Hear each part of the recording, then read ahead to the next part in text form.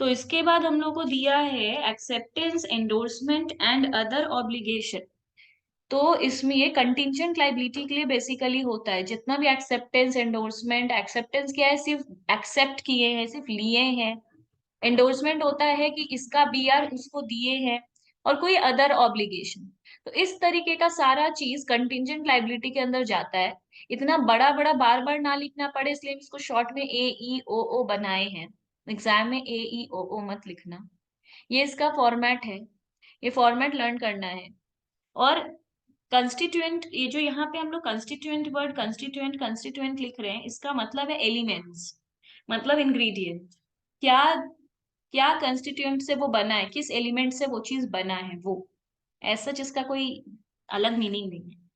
हम लोग इकोनॉमिक्स में पढ़े थे C R R, S L R. C R R था capital reserve ratio, S L R था स्टैट्यूटरी लिक्विडिटी रेशियो।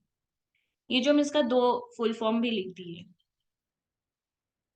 तो ये हम लोग को बेसिकली याद रखना है कि सी आर आर का मतलब क्या था। CRR means every commercial bank should keep 10% of credit deposit with current account of RBI। देखो CRR क्या होता है, कैपिटल रिजर्व रेशियो। हर कमर्शियल बैंक को आरबीआई के पास 10% अपने डिपॉजिट का जमा देना पड़ता है। मतलब हर दिन बैंक के पास पैसा आता है, उस पैसे का 10% आरबीआई के पास रखना पड़ता है, उसको हम लोग CRR कहते हैं। वो 10% है।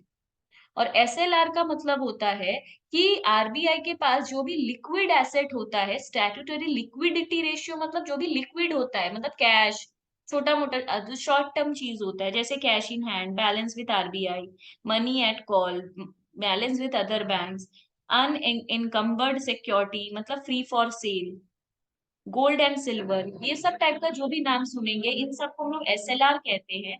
एसएलआर वो होता है, कमर्शियल बैंक को आरबीआई के पास कुछ रुपया, अच्छा ये आरबीआई के पास नहीं रखता है, वो खुद के पास ही रखता है, पर अपना पिगी बैंक में रखता है, साइड में जमा करके रखता है।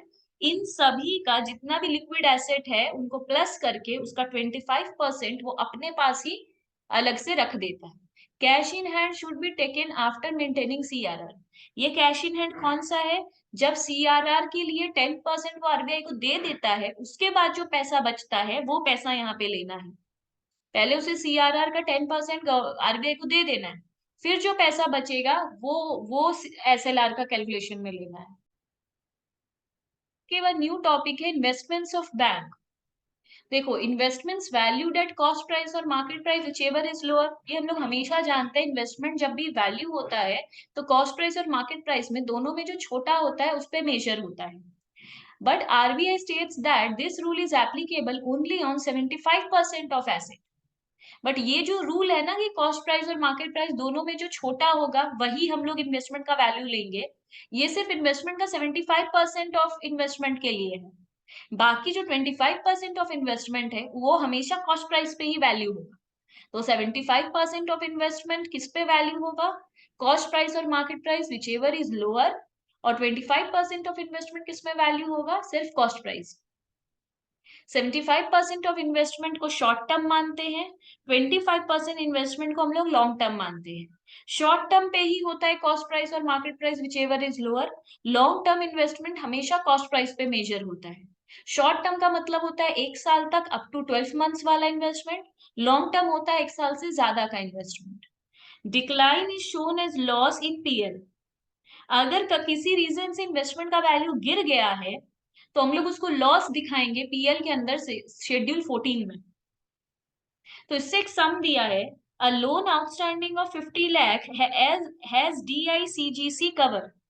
बैंक ने एक लोन दिया था किसी को 50 लाख का, जो डीआईसीजीसी से कवर था। The loan guaranteed bye DICGC is assigned risk weight of 50%। पर ये जो वो दिया है, डीआईसीजी जो गारंटी दिया है उसमें भी वेट है, रिस्क का वेट है, रिस्क है 50%। तो what is the value of risk adjusted asset, ये सब दो दो मार्क्स में पूछता है।